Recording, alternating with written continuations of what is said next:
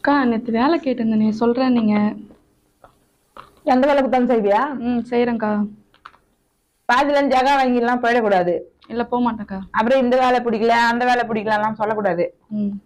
எந்த வேலை கொடுத்தாலும் செய்யணும். என்னன்னா கரெக்டா இருக்கணும். புரியுதா? 4 இருந்து வா. இரு இன்னைக்கு 4 நாள் எல்லாம் பேசினுக்குறாங்க. இதுல இருந்தா வந்துரு வேலைக்கு. சரிங்க. நான் சொல்றதெல்லாம் கரெக்டா செய்யணும். சரியா? நான் வேலை என்னன்னு சொல்லி கொடுப்பேன். நீ அங்க போய் கஷ்டப்பட தேவையில்ல. 2 மாசம் தேவையானதெல்லாம் உன் கையில இருக்கும்.